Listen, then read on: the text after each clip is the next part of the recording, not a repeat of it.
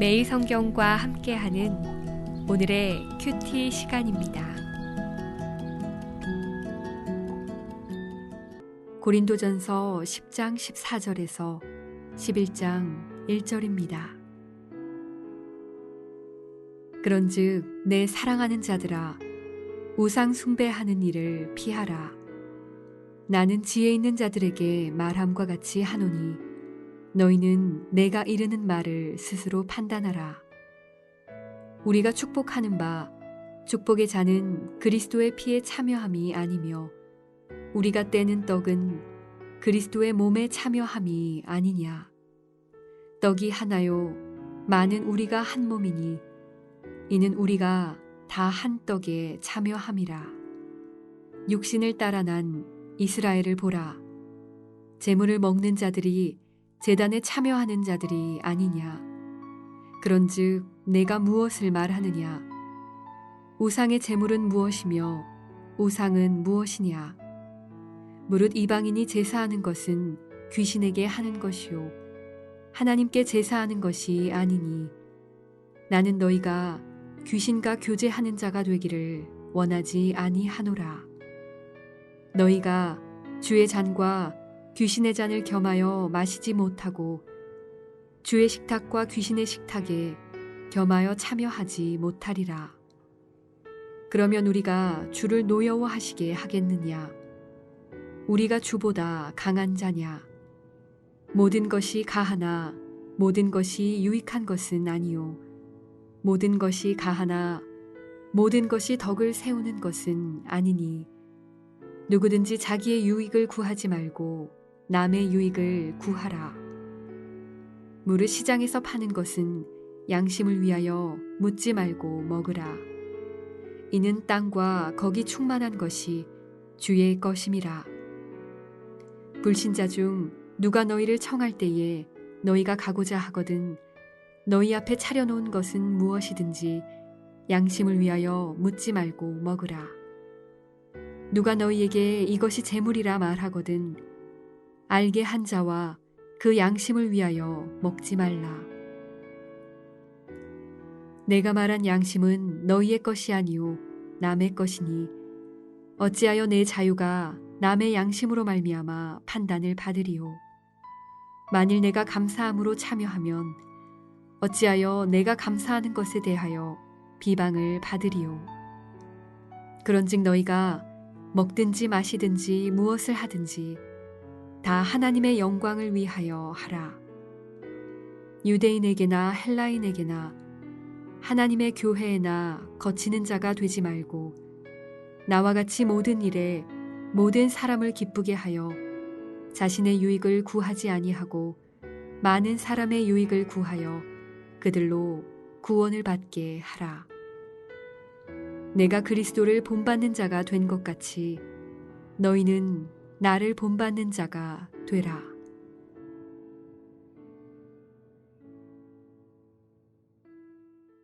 (6월 16일) 화요일 고린도전서 10장 14절에서 11장 1절까지의 말씀입니다.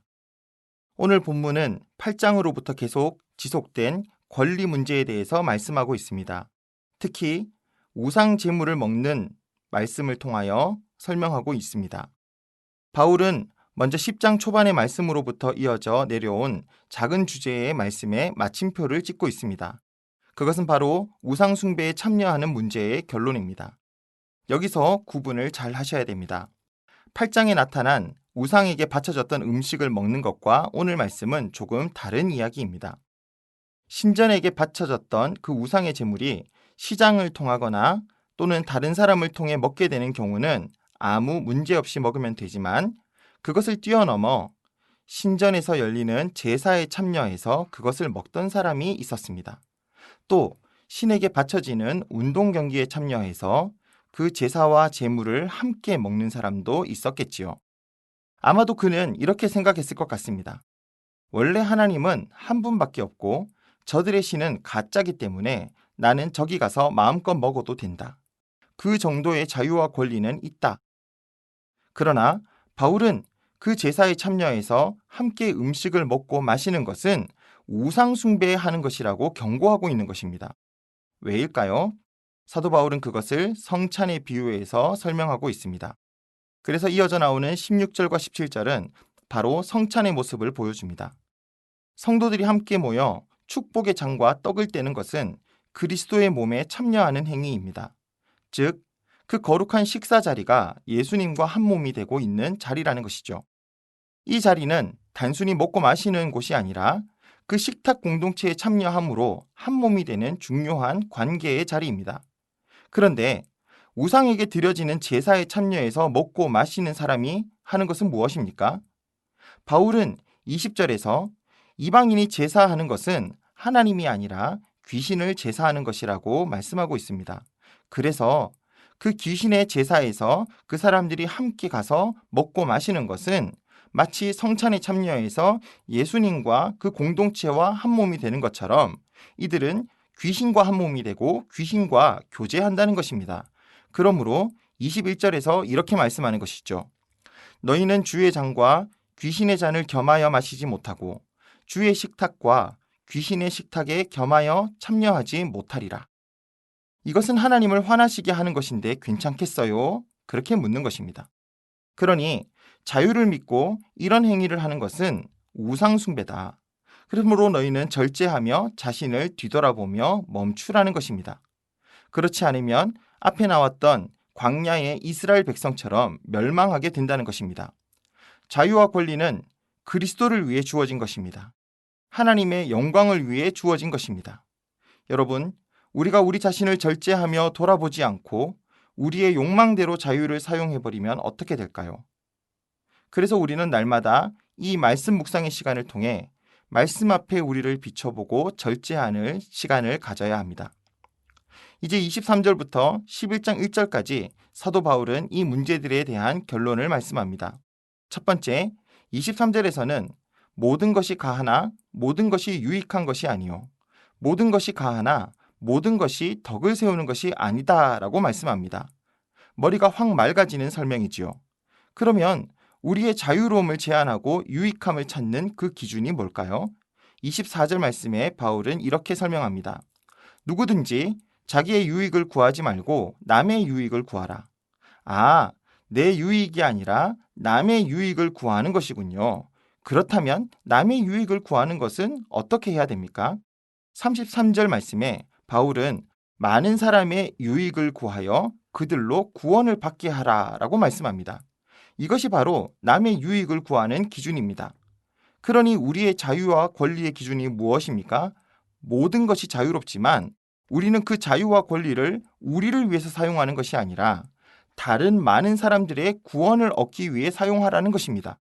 그래서 나의 자유가 혹시나 유대인이나 헬라인이나 교회에나 거치는 것이 되지 않도록 자신을 절제시켜야 한다는 것입니다.